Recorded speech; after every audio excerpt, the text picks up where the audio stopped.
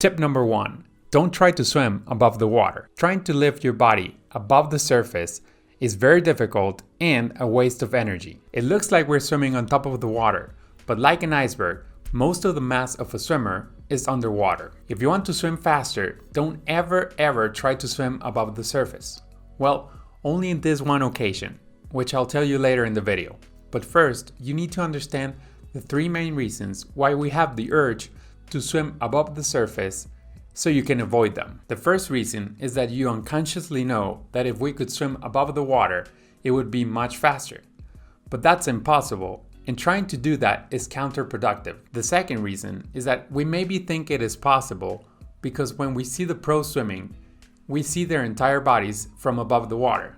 But that's an illusion. We can see the top of their bodies, and that's mainly because they're going so fast that the top layer of the water is pushed to the sides. But really, they are mostly underwater.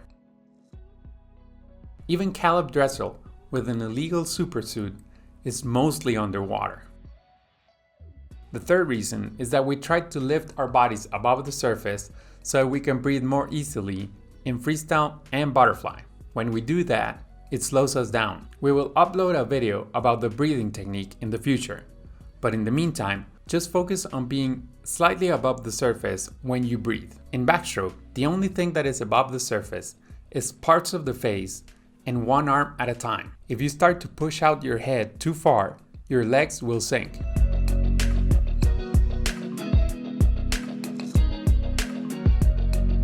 The best butterflyers only come up high enough to breathe and to recover the arms in front. Yeah, I know. At one point, that is a lot of body mass above the surface, and that is why butterfly is so hard to swim. Generally, the lower you go out, the easier the stroke gets. Breaststroke is the only one that you purposefully try to lift your torso above the water, but realize that this is the slowest part of the stroke, and it only works if the hips stay very close to the surface, if you spend very little time up there, and if you transfer that energy to your kick. The fastest part of breaststroke is when the body is completely underwater and the legs just kicked.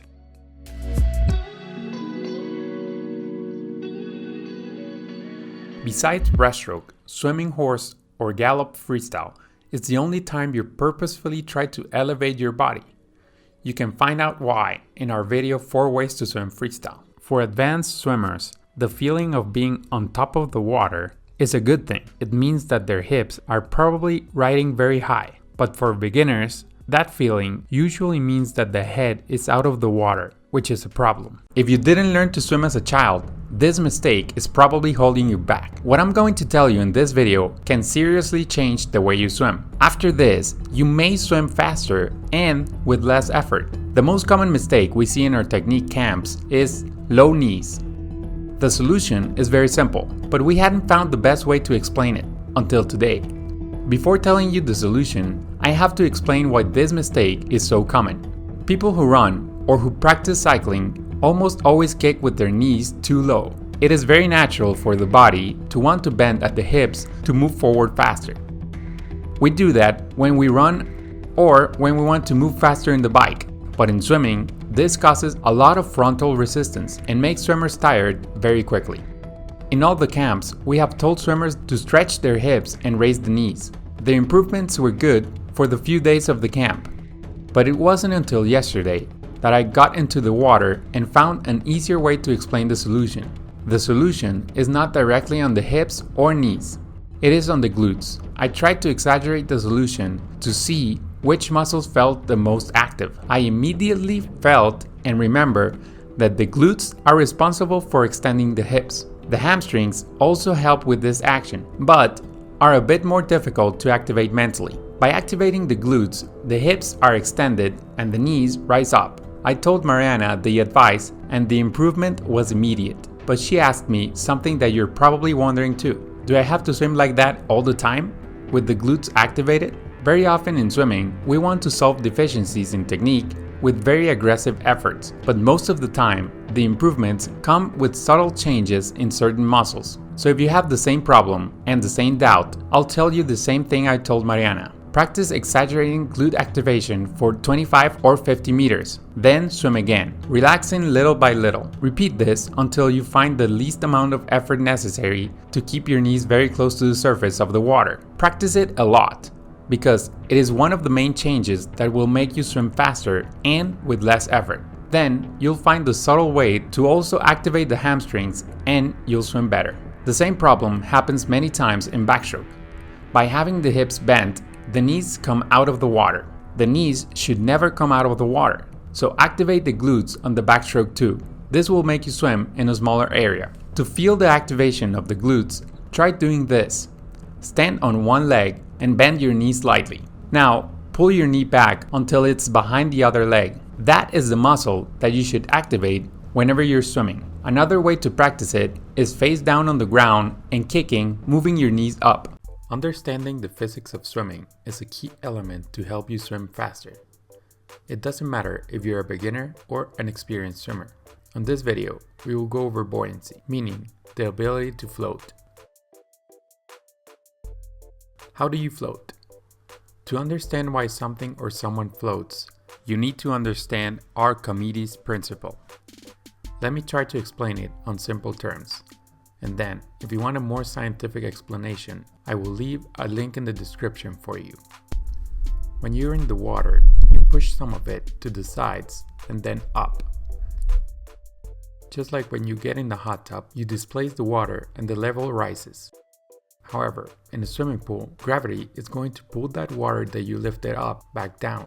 So that water pushes you up with the same amount of force that you pushed it. This equilibrium of forces makes you float.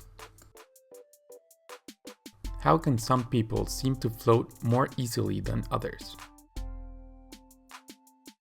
This all depends on the density of the body. Essentially, density refers to how close the atoms in an object are from each other. The more dense an object is, the closer the atoms are and the less it floats.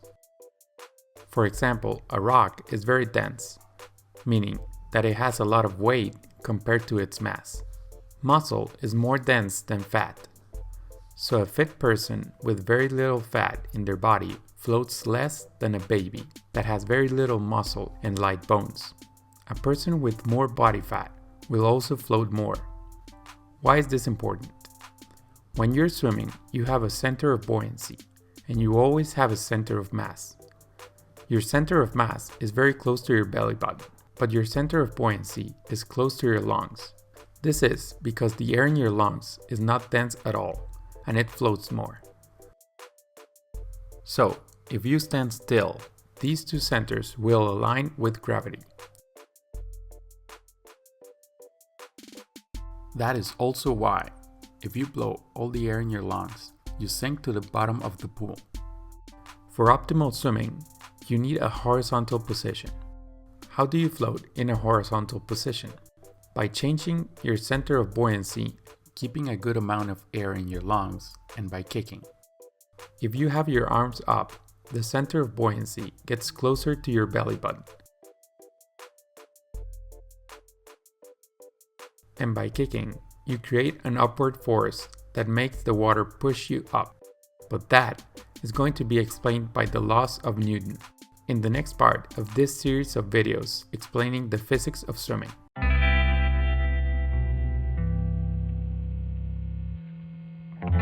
In the first part of physics of swimming, we talked about floating in the water. On this video, we will focus on another force that acts while you are actually swimming. Friction is what makes us move and also what slows us down in the water. To understand this, you need to understand the three laws of Newton.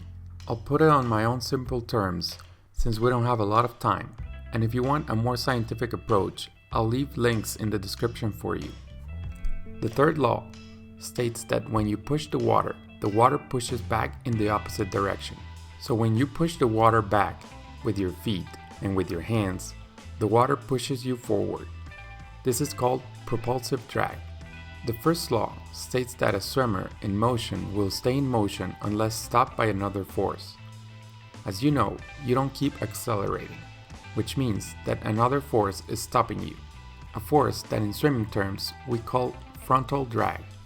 The second law states that your speed is a constant battle between these two forces. To go faster, you can either increase propulsive drag or reduce frontal drag.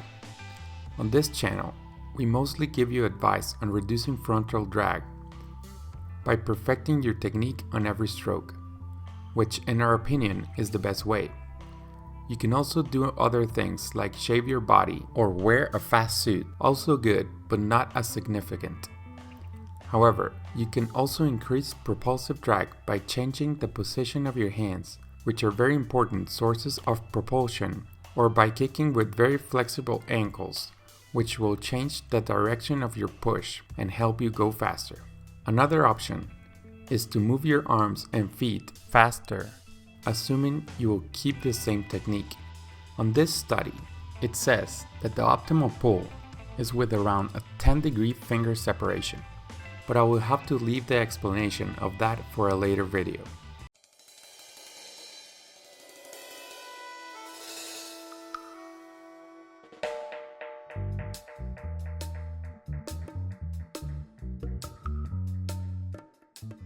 Welcome to the third part of Physics of Swimming. On this video, we will discuss how the hands pull water and we will find out what is the best position of the fingers. On the first part, we discuss how we float, and on the second part, what makes us move and what stops us. Knowing that, we know that the hands and the feet are the main sources of propulsion.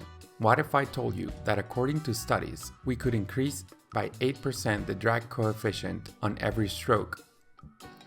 That translates in dropping a little more than half a second on a 50 free, simply by changing the position of your fingers. Intuitively, we think that having our fingers close to each other would help us pull more water, but that is not correct. The reason for this is that there is a boundary layer on each finger that resists movement. If the fingers are close to each other, around 4 to 8 millimeters apart, this creates some turbulence that helps us pull more water. Essentially, this layer can help increase the hand's area of drag. The magic number, according to some studies, is 8 millimeters of spread. Your thumb should also be close to your hand. Naturally, your fingers are separated almost like that when the hand is relaxed, so it is not biomechanically challenging in theory. This is new information for me, but it looks like my body intuitively found this to be the best way to pull water. Although, sometimes my thumb goes out too much and my fingers spread too wide while gliding. But I think it is possible if it is practiced enough. It has been shown that swimmers can adjust the angle of their dive by only 1 degree, so why not a few millimeters of finger spreading? Inhale, exhale, and hold your breath by pinching your nose. This is called the bowl score test. Stop whenever you feel the first definite desire to breathe or the first involuntary contraction of the diaphragm or in the neck muscles. Your breathing should be normal after the breath hold.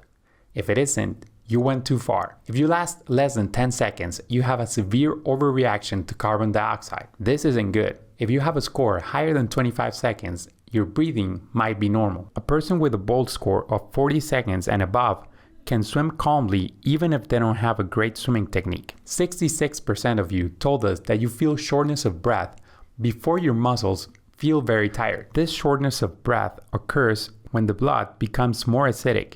The body's response to reduce acidity is to get rid of carbon dioxide by breathing more often and with more volume. And I don't need to tell you, this feeling is stressful. We can survive for weeks without food, for days without water or sleep, but without breathing, we can only survive a few minutes. Our body knows that breathing is priority number 1. It affects almost all functions of the body and mind. Our bodies think that swimming is very high risk because we don't have access to immediate breathing. The feeling of wanting to breathe a lot is the way in which our body forces us to always have enough oxygen. The problem with hyperventilation is that while it increases the oxygen level in the blood, it decreases the oxygen levels in the muscles and brain. As we said, breathing a lot reduces carbon dioxide. With too little carbon dioxide in the blood vessels constrict and red blood cells retain oxygen instead of delivering it to the brain and muscles.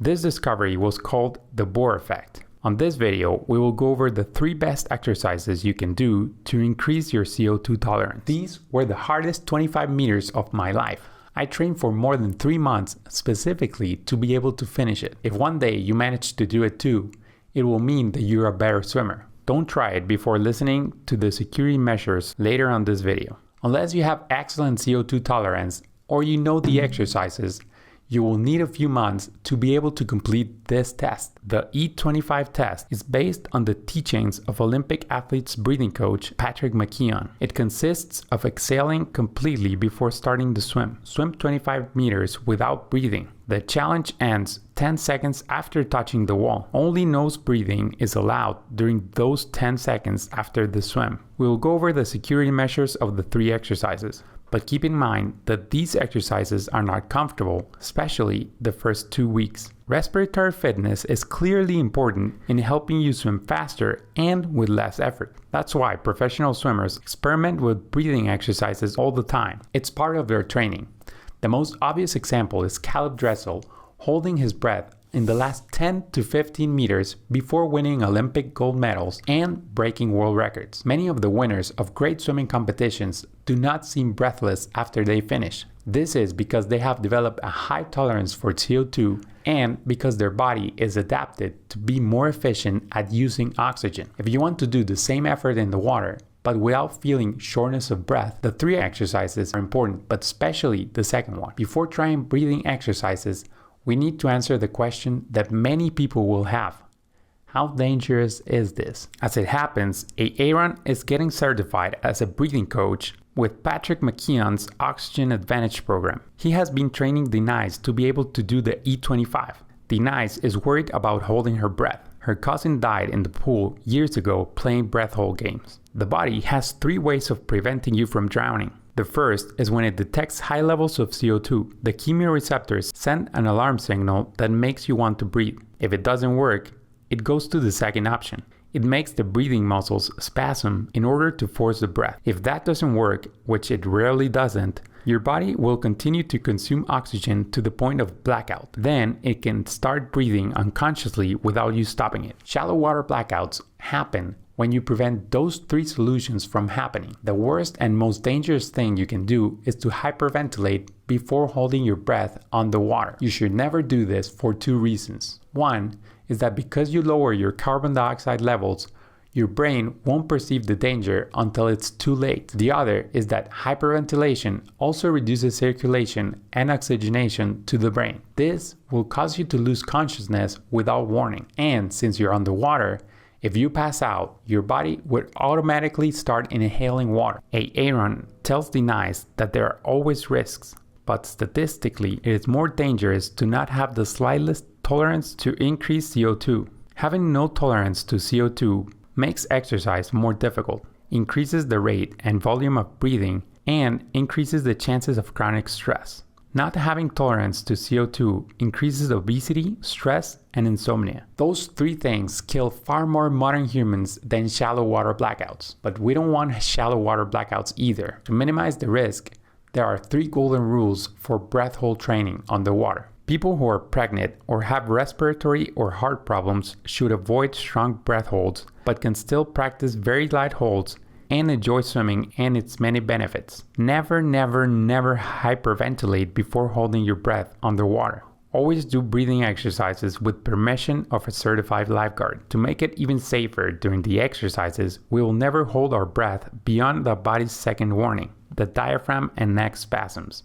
In fact, after holding your breath, you should always be able to breathe comfortably through your nose. It is more important to increase your CO2 tolerance gradually and steadily than to push it too hard during these exercises. If your bolt score is lower than 10 seconds, you should do the exercises shown in our past video instead of this one. The first exercise is to build up to the E25. Exhale and swim until you feel slight discomfort.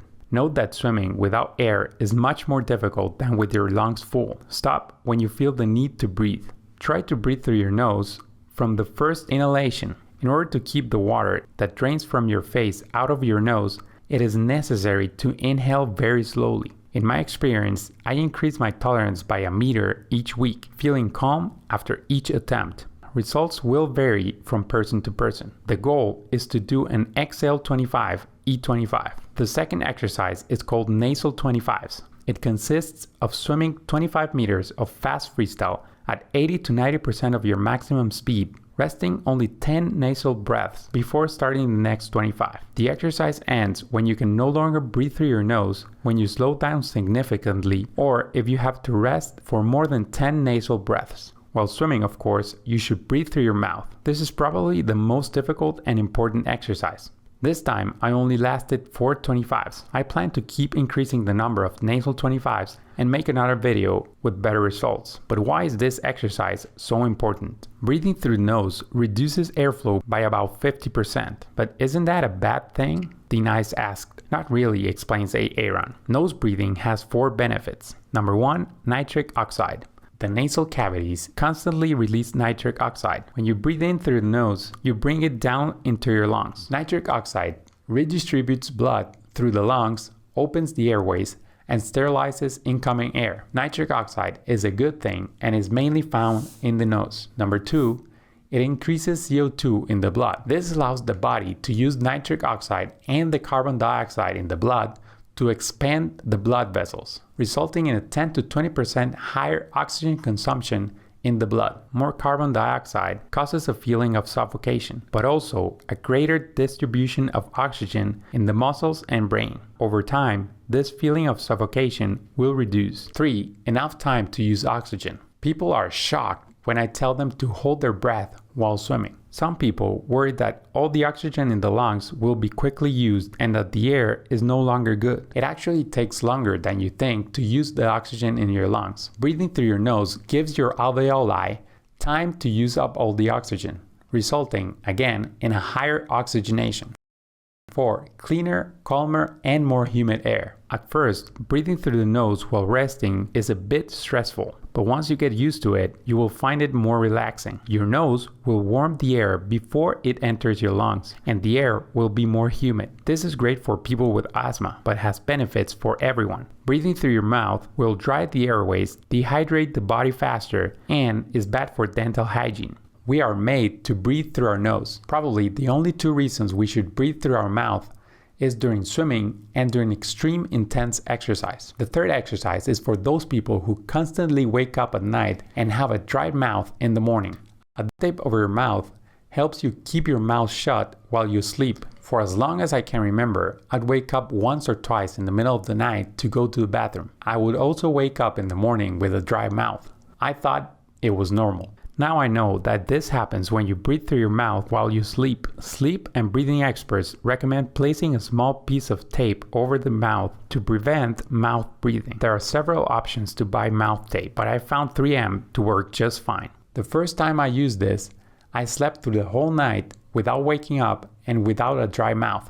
I couldn't believe it. Breathing through your mouth at any time of the day affects your health and recovery. The clearest result that I can now swim faster without getting as tired was last week. In our swimming camps, we do mini competitions.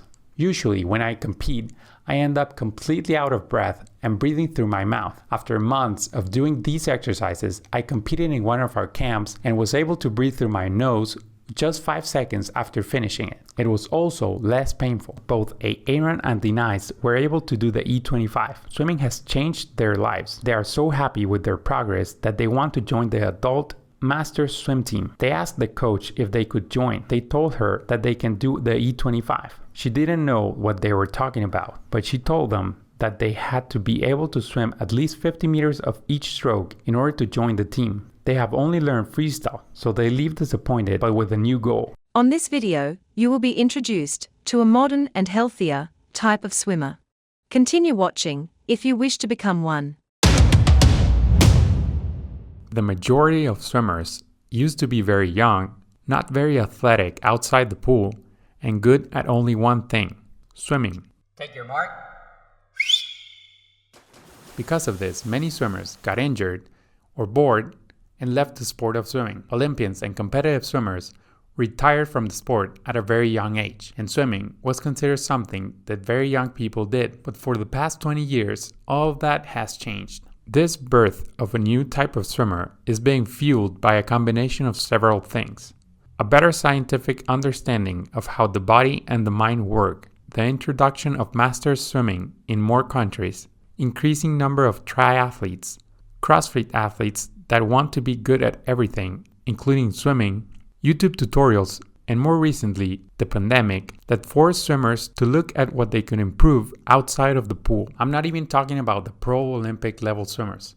I'm talking about what the best coaches and athletes of every swimming level are doing. The local kids of your city that just started competing, to the masters that do it recreationally and even competitively at a national or international level. This new breed of swimmers, no matter their age, are athletic, strong, mobile, resilient, and very importantly, they actually enjoy swimming. By asking questions, answering our polls, doing the tests, texting us, or by doing our swimming camps, you will now have more influence on what type of content we make. Have you ever been watching swimming at the Olympics and thought, have swimmers spent so much time in the water that their bones are squishy now? The question is not as crazy as you think, and the answer might make you a better swimmer. Swimming is a low impact and non-weight bearing sport. You don't have the constant weight of your body pushing down on your bones or joints. You're not constantly crashing into the ground either, the way you do when you're running. This is obviously good for your bones.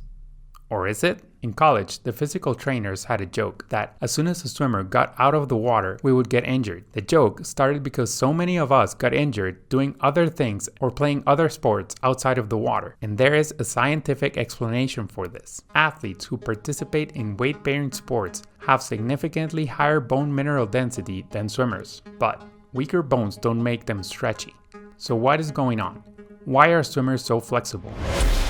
What you're really seeing here are not squishy bones. The real answer is in the ligaments and tendons. In order for the joints to be overly stretchy, the ligaments and muscle tendons which stabilize those joints must also be stretchy. Swimming attracts a specific kind of naturally flexible people. Being flexible helps swimmers get into the positions that other people cannot get to. This is called having full range of motion. Flexible joints allow for better, more efficient angles for the hands and feet. These angles create strategic pressure in the water to move forward faster. Some people, however, are flexible and cannot get into these positions when swimming. Why is that? Being flexible doesn't guarantee you will be a fast swimmer, and you can be a fast swimmer without having flexible joints. In fact, swimmers were shown to have reduced internal and external shoulder rotation compared to the control group in one study. Sufficient strength in main and complementary muscles is necessary to pull specific bones.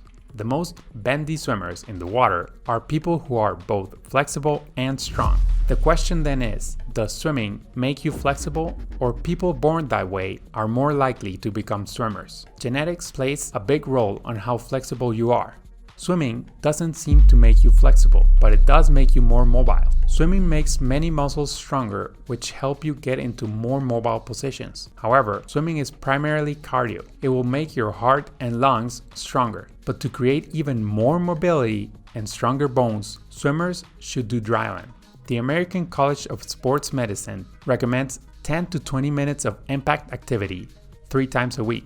On this video, I'll tell you a trick that will increase your ankle mobility by around 20%. I will also explain the importance of ankle and toe mobility and flexibility, and how to avoid getting cramps when you're trying to point your toes. I won't keep you waiting for the trick, but in exchange, I ask you to finish watching the video, because the information I'll give you will help you even more in the long run. Okay, the trick is actually on the hips. See how I cannot touch the floor with my toes here? Well, if I internally rotate my hips, I increase my range of motion immediately, and I'm able to touch the floor. Well, you might say, that's good, but not for swimming. Au contraire, my friend, most of the good swimmers do this hip internal rotation, especially during the dolphin kicks. The toes are always tilted towards the inside of the body line. This is not easy and it takes practice, but it's worth the extra range of motion. Why?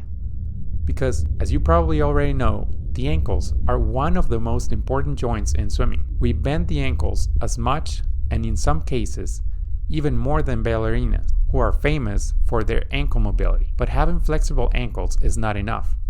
You actually need mobility. The difference is that mobility means that you will be active in pointing the ankle, not like when you do a stretch by sitting on the ankles, where your ankles are passive. That is called ankle flexibility. Mobility in swimming is when, in the back kick, you engage the calf muscles so that the ankle stays in plantar flexion. Flexibility is more like when you kick forward and the ankle is more relaxed because the pressure of the water is keeping it pointed. Okay, so we established that you need ankle flexibility and mobility. How about the toes? The toes are considered a separate joint. They basically do the same thing. They must be relaxed on the forward kick and steady on the back kick. But if you flex them too much, you might get a cramp. So having them in line with the ankle is enough. They don't need to be flexed further. But as you will see in a video called Ankle Mobility Routine for Swimmers, we need to work on them separately. Before I send you to the routine, let's recap. Hip internal rotation for immediate extra range of motion. Ankles and toes relaxed on the forward kick, and strong and steady plantar flexed ankles and toes on the back kick. Practice it in slow motion in the water, then with fins, and then slowly increase the speed. This happens very often. A swimmer corrects their technique with some drills in practice, and then during the race, after they get a little tired, their technique falls apart and they swim with their old technique. If this is you, or if you're a coach and this sounds like one of your swimmers, what can you do to fix this? Here are 2 things you can do for the changes to be more permanent. Spend more time correcting the new technique through repetition. Most of us, including me, correct our technique once for about 1 or 2 25s and think that's it. I'll be way faster now, as if it was a new superpower we just acquired. But the truth is, we need to practice it way more so that we can swim like that during a race. From what I've seen, it depends on how experienced you are as a swimmer. If you're just learning and have less than a year swimming, then 2 to 4 days might be enough, because you need to unlearn less than an experienced swimmer. If you have more than 5 to 10 years of experience, then you need to work on it for several months for 3 to 4 times a week. Correct your technique while you're tired. The way you practice technique corrections is also very important. Most coaches put technique sets at the beginning of practice. This makes sense because technique sets are a good way to warm up and activate the muscles you will need for the main set. You're also fresh, and thus you can think about the movements with more clarity. However, not doing any technique work after or during the main set as well is a big mistake.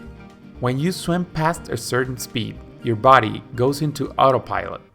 And if you have swum only one way while going fast, that's how you're going to swim during the race, no matter how many drills you do. We recommend correcting technique while you're tired and going fast so that you swim well in autopilot. Also, remember that the more experience you have, the longer it will take you to unlearn an old technique.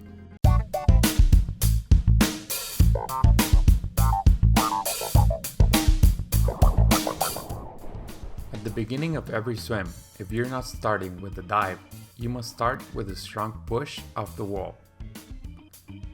There are 2 ways of doing this: pushing sideways and pushing on your stomach. The easiest way is to push on your stomach. To do this, go below the surface and before you push off, put your hands together in preparation for a tight streamline. Pushing sideways is a little bit better because you create a little bit of momentum with one of your arms. This means that you will have to rotate during the streamline. This is the same way you would push up during a flip turn, so it is of good practice. To rotate your body, twist your core ever so slightly during the push. The elbows and the knees extend rapidly at the same time. A lot of the speed, like in any high jump, will be generated with your ankles. Make sure to use them and put them in plantar flexion very quickly and as much as possible. Your core must be tight at all times to keep a good streamline. Practice pushing off the wall as strong as you can. That will be the fastest part of your swim. So try to carry that speed all the way to the next wall. Our free videos on YouTube are just the tip of the iceberg. Level 2 is members exclusive content. Dive deeper with exclusive videos available only for our YouTube members.